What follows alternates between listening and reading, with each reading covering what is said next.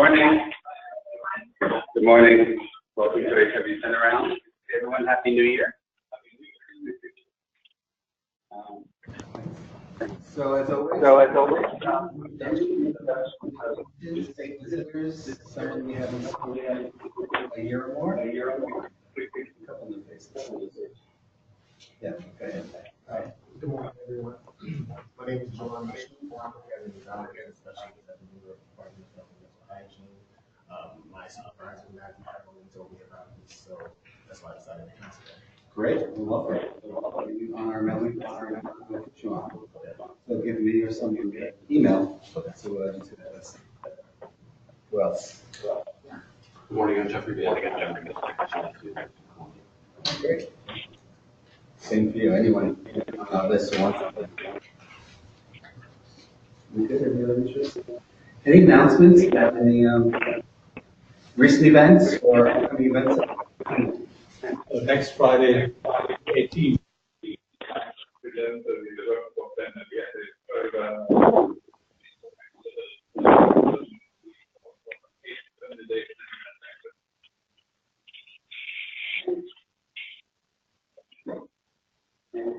I'll announce upcoming HIV Prevention round we have on January 14th next week. And everyone encourages people to come to this. All of them. This is Cheryl Gorkov from Stanford University, who is a experimental scientific advisor to our center. So our group of advisors is coming next week. And Cheryl has a grand round next Thursday on traumatic stress and HIV implications of prevention and intervention. And then at the end of the month, January 24th, we have Anna Cooper from Emory College School of Public Health. Vulnerability to HIV among people who stroke Kentucky, the rural versus environment. So we need something like that. And then one more announcement of the seminar, the LGBT Health Series on January 15th.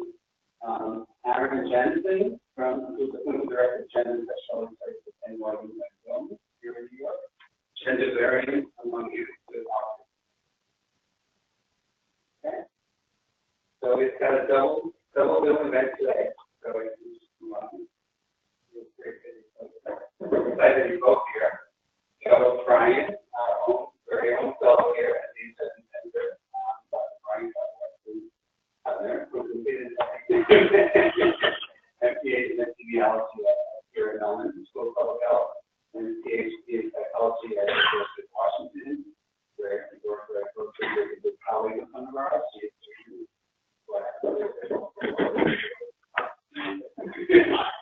I will.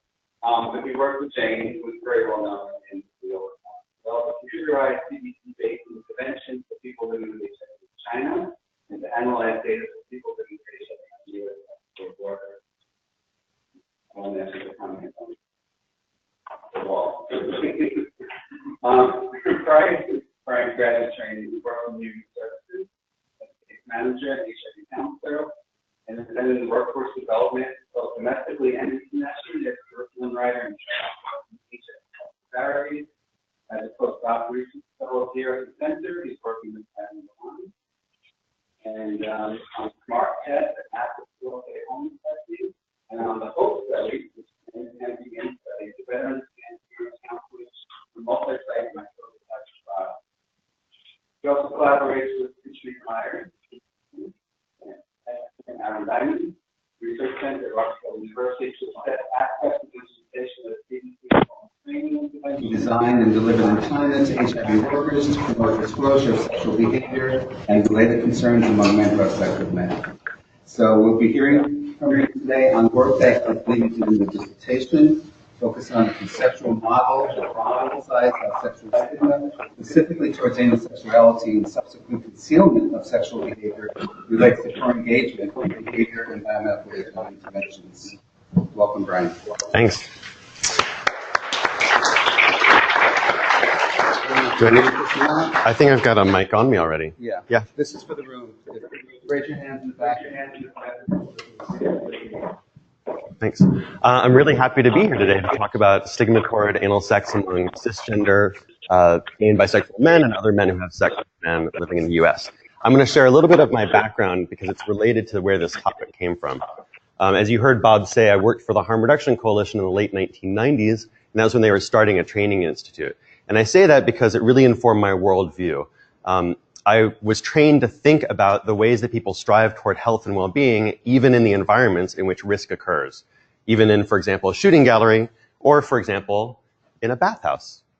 And that is where the origin of this research came from. Just like Bette Midler got her start in the bathhouse, this project got its start in the bathhouse too. I worked for the Harm Reduction Coalition and then eventually got into direct services, Bob said, and then eventually worked for the UCSF AIDS Health Project, traveling around the state and training HIV service providers. And I landed in New York in 2006, and I wanted to continue working in HIV services, and it just happened upon a project in bathhouses run by Dimitri Daskalakis through NYU School of Medicine and Bellevue Hospital. And there were two experiences in the bathhouse that really stuck with me. There were more than two, but there are two that I'm going to share with you. The first is of a man who said that when he bottoms, when he's receptive with partners, that he is effeminate outwardly, and people perceive him that way. And because they perceive him as effeminate, they just automatically assume that he wants to be the receptive partner. And he feels like, well, that's not what I want. I want more than that. And I feel like I have to prove to them that I can top them, that I can be the insertive partner. And that leads to great anxiety and performance anxiety. So he ends up not being able to stay erect. He ends up not using condoms when he's topping. And then he ends up not using condoms when he bottoms with the same partner. So there's one anecdote there. And then the other anecdote is something that was repeated by guys who were typically in their 50s, who would just sort of say something offhandedly during a counseling session like, when I'm receptive, I bleed, but that's normal, right? And it was almost like they were saying it as a statement, but then also kind of asking it like a question too. And it just struck me that it was like they wanted to ask, but they felt like they couldn't. And these two stories just got me thinking that somehow these guys got the memo about testing for HIV and STIs, because that's what they're doing with me. But there's something larger about anal sex more generally that they're sort of not getting the message about. And eventually I sought further training, got a degree in epidemiology, and then went to work with Jane for a degree in clinical psychology, and started to think about, is there some sort of public health significance here? It seems like there is, condomless sex, bleeding during sex, but can we measure these? So that's where I'm going to go with this presentation. And I have two take-home messages for you. The ways that men cope with and respond to stigma toward anal sex and the kinds of questions and concerns that they have about anal sex are not readily known or easy for them to talk about in healthcare settings or even during sex. But if we can somehow bolster their comfort talking about anal sex, we might increase their engagement in prevention. So I'm positing two things here. Reluctance to talk about anal sex impedes engagement, and if we bolster comfort, we can increase engagement. And that's really important because we have some really beautiful interventions to prevent HIV and to care for people living with HIV. The issue is that men who have sex with men are insufficiently engaged in those interventions. Only 1 out of 5 say that they've had a behavioral intervention with a healthcare provider. And only 4%, and that's a recent probability sample, are on PrEP.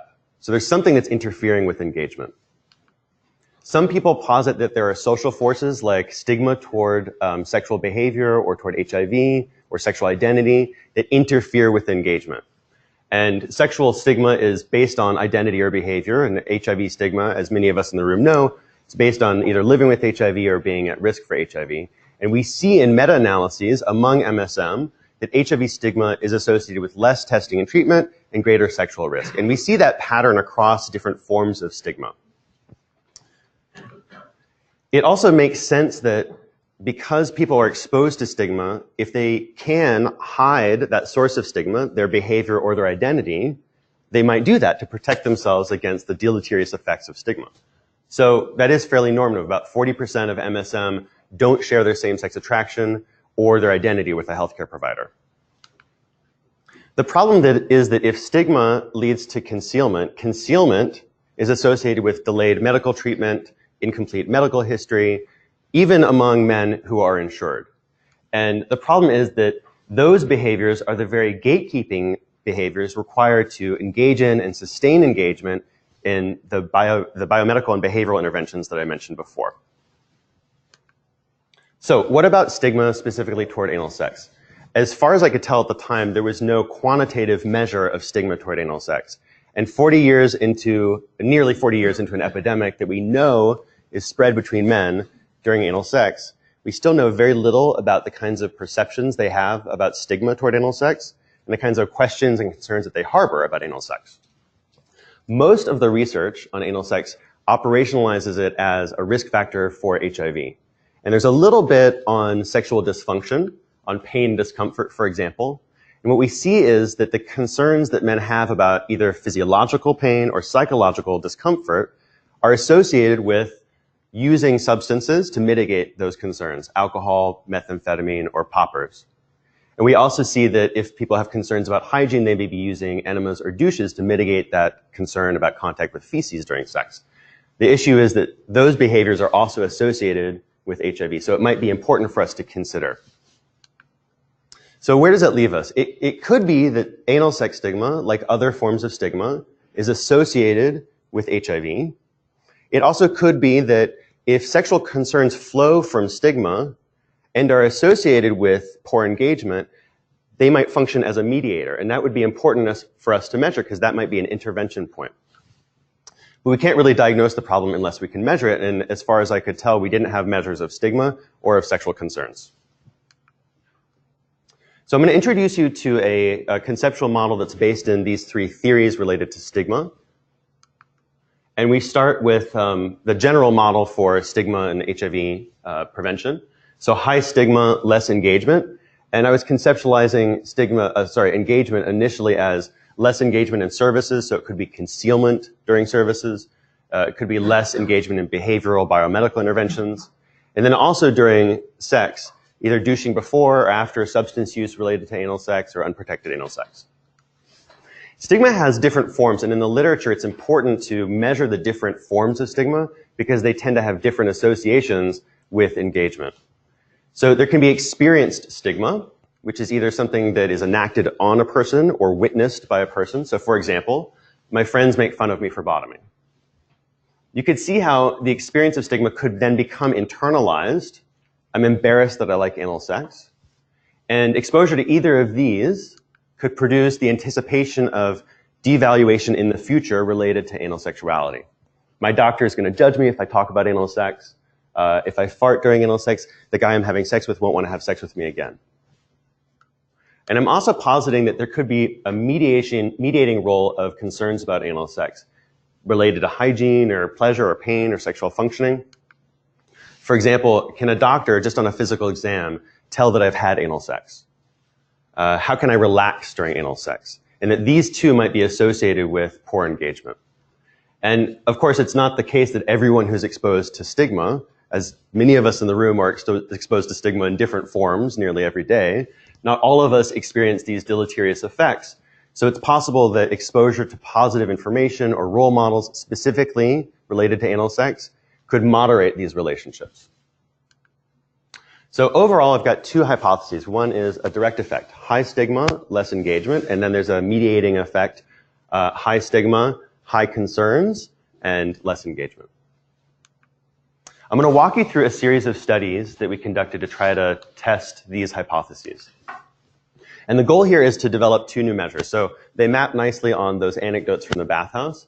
A measure of stigma. Guys think I'm a bottom even though I'm versatile, but they treat me that way. And also concerns, I bleed when I bottom. And what we're ultimately trying to do is develop a set of items that people can say they agree with or disagree with, so that then we have a distribution of people who are low on stigma, medium on stigma, high on stigma, and likewise for concerns, and then we can plug them into our conceptual model and test our hypotheses. So to do that, we first needed to generate items, and we did that by interviewing 10 key informants around the country, people who were experts in MSM health. They could have written a book about anal sex, they could be researchers, they could be outreach workers, they could be sex workers, medical providers, and got a sense from them of what do they think about stigma and concerns. And then we developed an interview guide to do hour-long interviews with MSM from around the country, 25 of them, and likewise ask them about their perceptions of stigma and also of concerns. Then we were able to come up with our items and then refine those items somewhat, 63 items for stigma and 59 for concerns. But that is way too many items to put into a model, so we needed to refine those items and validate them too. So we had another study where we did the refinement with 220 guys online. That allowed us to whittle these down to 40 items and 45 items. And then we had a larger sample online of 1,600 guys, and that allowed us to validate the measures. And we ended up with 17 items and 10 items. So now what we have are two new measures. We've got the anal sex stigma scales, or the ASQs for short, just to be fun with it. And then the anal sex questions index, or the ASQx. And that allows us to take a subsample of the 1,600 guys, about 1,300 of them, who are sexually active in the last 3 months, plug that into our model, and then test if stigma toward anal sex impedes engagement as other forms of stigma also impede engagement. So I'll show you a little bit of where the 10 key informants came from. You can see that about half of them came from the Northeast. These were either over the phone or in-person hour-long interviews. And you can see that they're middle-aged, about half identified as people of color, fairly well-resourced in terms of income and graduate degree. And then here you can see the 25 interviews that we conducted, and that we intentionally, you can see our exclusion criteria, or participation criteria, eligibility criteria. And then you can also see that of the 75 who completed the survey, we also did propulsive sampling. We wanted to hear from guys who were in places or environments where there was a disproportionate burden of HIV, and also people who were more concerned about protecting their sexual behavior or sexual identity. So if they wanted, for example, to have an online chat interview instead of an over-the-phone interview, we prioritized the chat interview. We had 7 chat interviews out of the 25. And then you can see also that what we did is we developed our initial set of items, and then we went back to 7 of those 25 guys and said, here are items, what do you think of them? And then workshop those, change them, and then that's how we came up with our initial set of items for the refinement phase. You can see that they're more evenly distributed around the country, from 16 states and DC, fairly sexually active, but a third say that they've had 16 or more past year sex partners. Generally young, 70% identified as people of color, 1 out of 5 on PrEP, 1 out of 3 living with HIV, and some diversity in terms of income and education. These are the themes that we heard from the interviews. So we got the interviews, we transcribed them, we started to analyze them, and these are the different kinds of themes related to stigma that we heard. And they fall into these different buckets. I'm going to share one about omission, which is kind of might seem like a little bit of a strange one. Omission is a form of experienced stigma. If you think about general sex education, if that sex education doesn't include any information about anal sexuality, the absence of that is also an experience that people are exposed to. So our goal is for each of these different themes to develop different items that capture experienced stigma, internalized stigma, and anticipated stigma, because they potentially have different effects in our model. So as an example of experienced stigma that captures the absence of sex education or misinformation or myths, I had to learn about anal sex on my own. Nobody taught me the basics. Almost verbatim something that a participant said to us. You could see how that could be related to internalized stigma. I feel like I don't know how to have anal sex properly. And now either of those could be related to the anticipation of future stigma. Most guys don't understand how to ease into anal sex. And then for our concerns measure, I had originally thought of this as concerns like worries, anxieties, concerns. But when I took an initial set of items back into cognitive interviews with guys, when they were phrased in terms of worry or anxiety or things that bothered them, guys were like, no bothered, not worried, no anxiety about it. But a few of them I phrased in terms of frequently asked questions, like, I bleed when I bottom, is that normal? And when the ones that were phrased as frequently asked questions were the ones that guys would say, oh, that's interesting to me. Yeah, I'd read an article about that. So it's almost like they were so exposed to, one way of conceiving of it is that they were so exposed to stigma that they couldn't really endorse what their concerns were, but they could say that they were interested in these questions and they would read an article about it. So these concerns became an anal sex questions index instead. You can see some of the different themes, and here's one on social norms. For example, what do most guys do to prepare for anal penetration? The interviews were originally designed just to develop a set of items for these two different measures, but they were hour-long interviews. There are 35 of them, and they were really, really rich. So I'm going to share a little bit of what one participant shared with us. This is a guy who said that when he first started to have anal sex when he was younger, he'd be freaked out for 2 or 3 days. Or I'd feel like if I used the bathroom, I was going to reinfect myself with feces and stuff because I've torn a hole in there that wasn't there before. So you can hear that there's a concern here, in this green and green here, you can see a concern. No one ever educated me or told me before I started this process, now you can hear omission stigma, that those things might jump out and stress me out or be concerns of mine.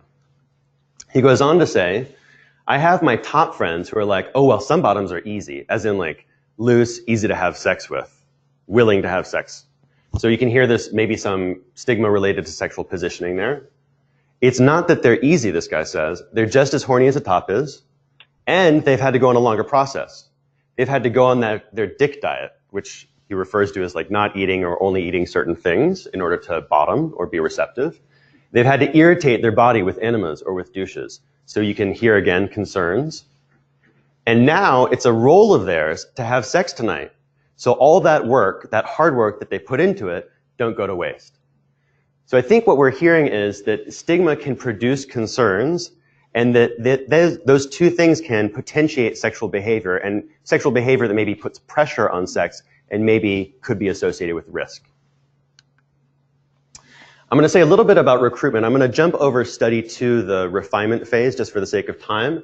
But you can see how we recruited people during that phase and what we added in phase 3. And in particular, I just want to point out that we tried to recruit men of color into the survey. So we contacted CBOs from around the country and made sure that at least one CBO in each state was dedicated to serving people of color. I also want to say something about the design of the study. This is a study about stigma, not a very fun topic for people to engage in. So we wanted to make it as fun and as light as possible as we could for people.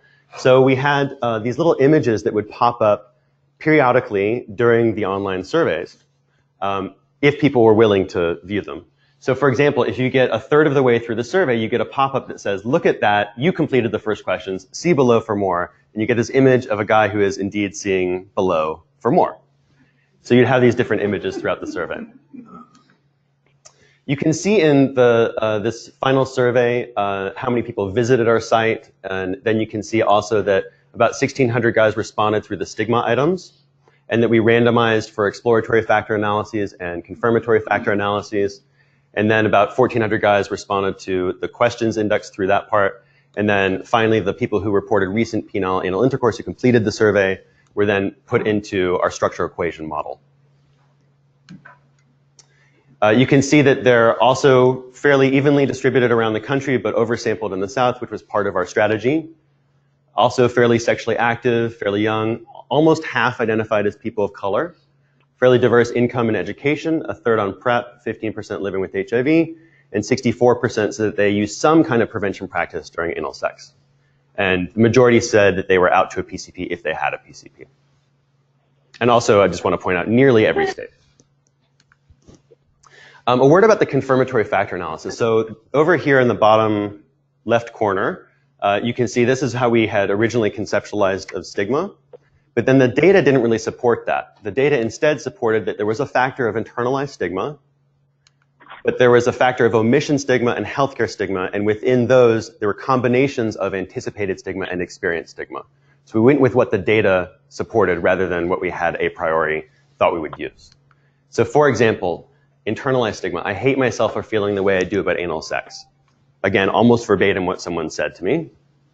And then omission stigma, you've seen this one before. Most guys don't know how to ease into anal sex. And then health worker stigma, health workers have ignored my concerns about anal sex. So we've got a set of 17 items that capture these 3 different factors. So it's a set of scales.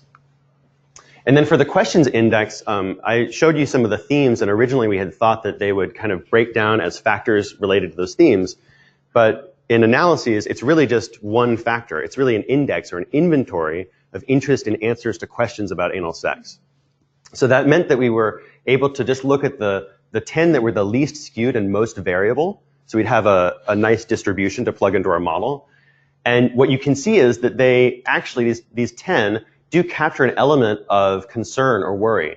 Why is anal sex different than it used to feel? Do other guys have problems with anal sex like I do? Do they have pain like I do? Why do I desire it? Why can't I mentally relax? And so people could endorse these questions, and they could say they were not interested at all, a 0, all the way up to very interested, which would be a 3. And similarly for the stigma items, it was a 0 to 3 scale. So all models changed, a little tribute to David Bowie at the top. And you can see that originally we had our different forms of stigma, but then that has shifted into these 3 forms. And instead of concerns, we have really questions. And originally we had put concealment over here in engagement, but what we heard from the interviews was it wasn't just about concealment, like whether someone is out or not to a healthcare provider. It was about how comfortable they felt talking about anal sex. So then we posited that comfort might be a mediator between stigma and engagement. And we also heard evidence that we should consider social support, socio-demographics, and that there are multiple forms of stigma that people are exposed to. There's intersectionality, and we needed to control for those as well. So now we're moving into structural equation modeling, and we've got our original hypotheses up here. And what we see is that high stigma, high concerns. High concerns, less engagement.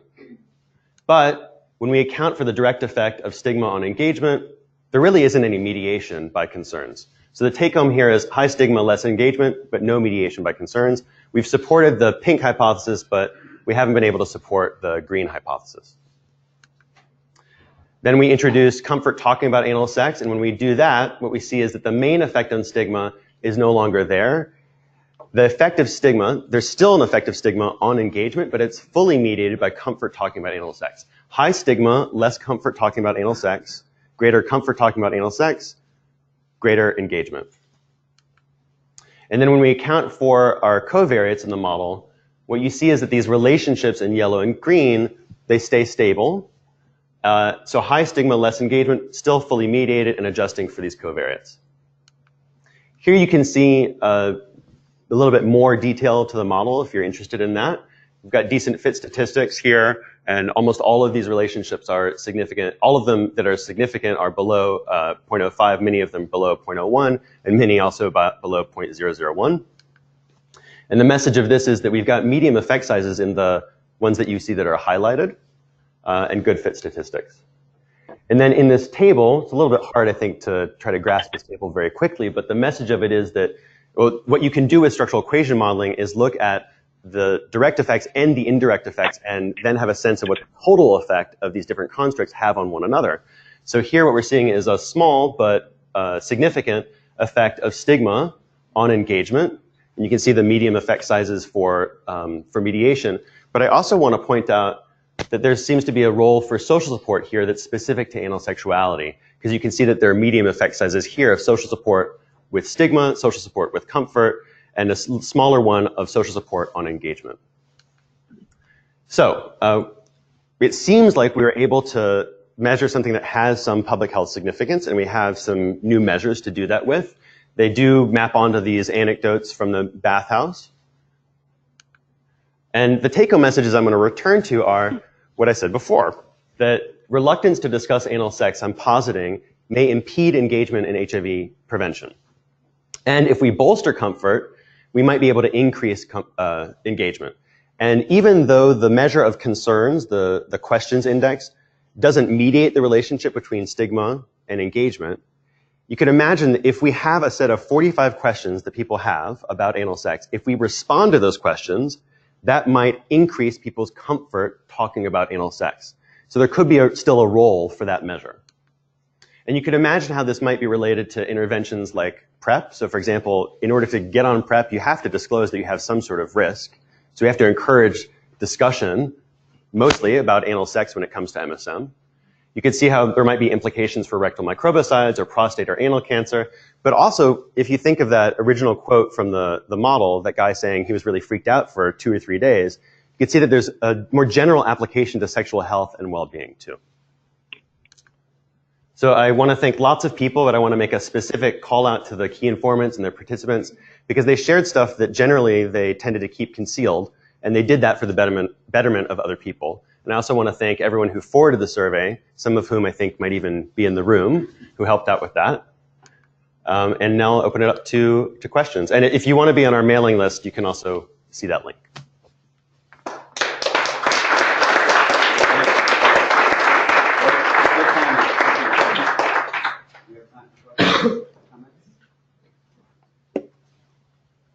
Yes? I thought about this in what I heard in another discussion. Have you thought about maybe moving forward and creating an intervention like an app? And so where some like anonymous people can download the app and basically communicate directly with individuals who are educated on the other end, and they can ask all the questions anonymously that they want. Yes. So Janet Turn was here a few weeks ago in Grand Rounds, and we were talking about a potential K idea.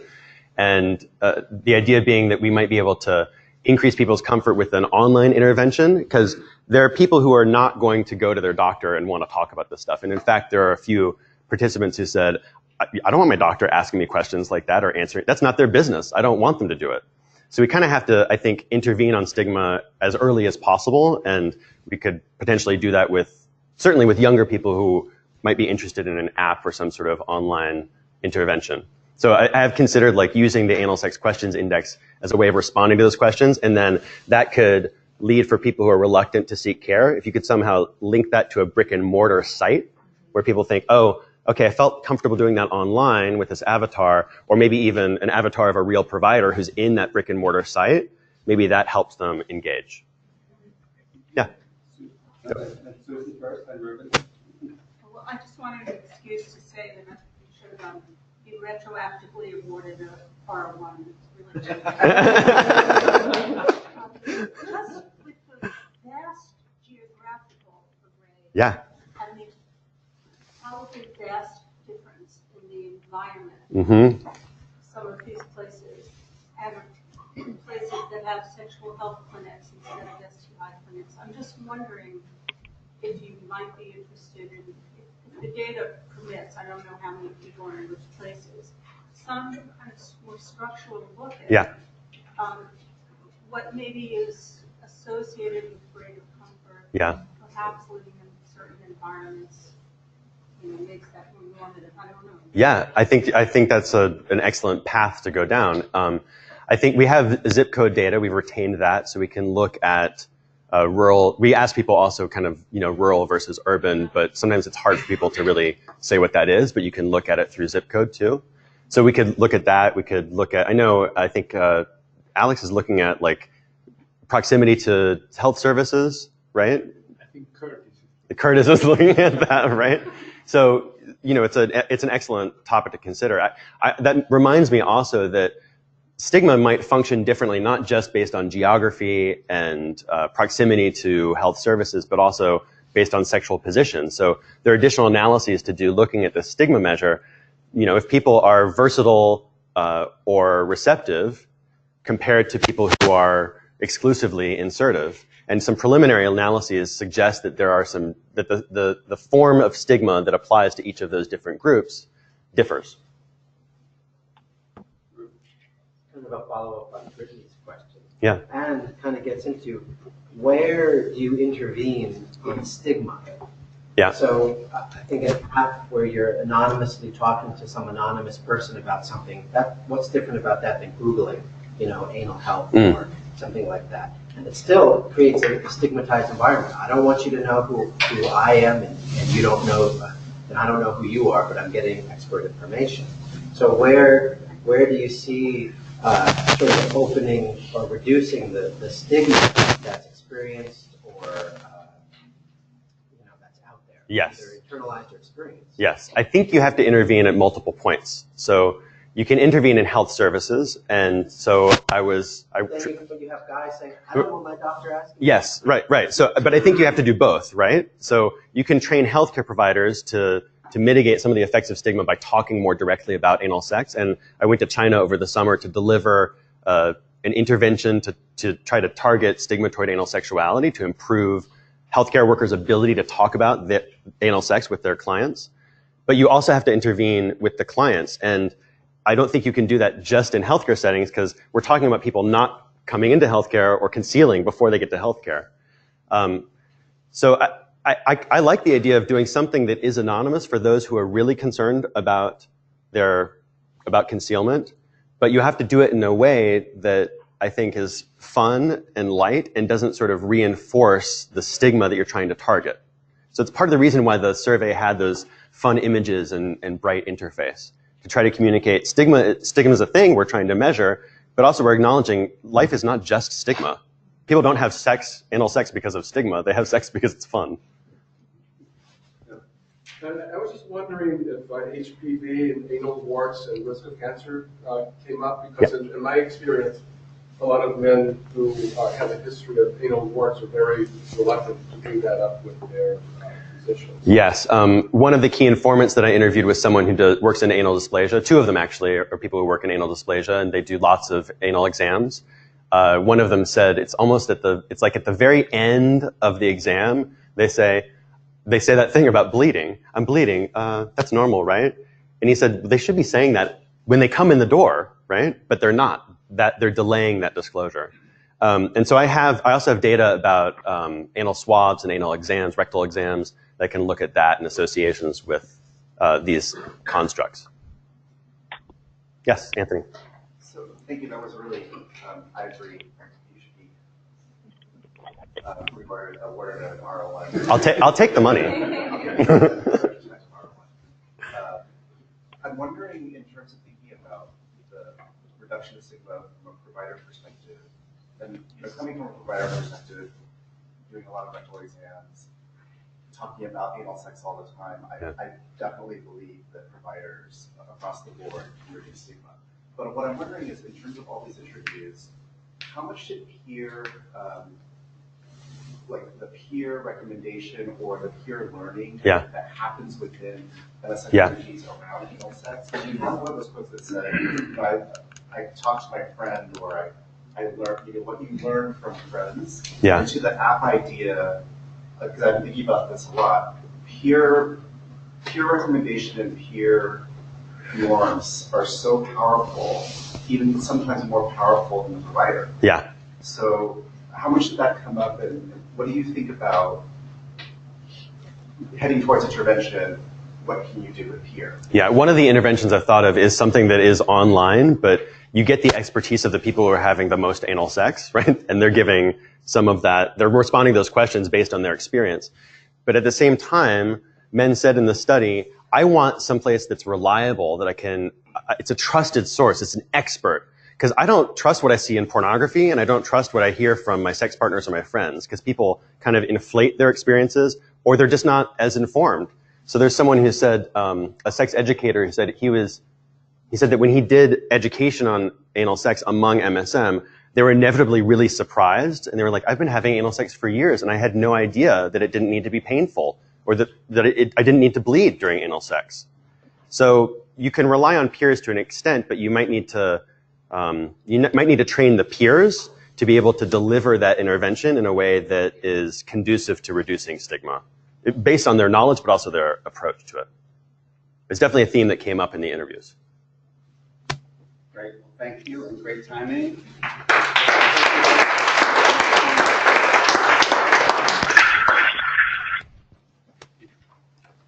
Okay, so moving on to the second part. Oh.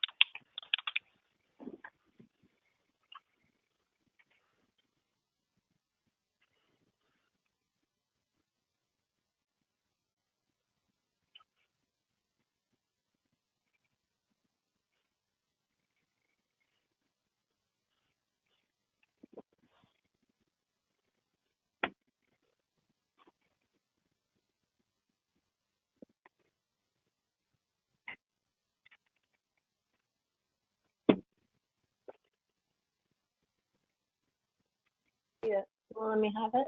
No, I won't. Because it's mine.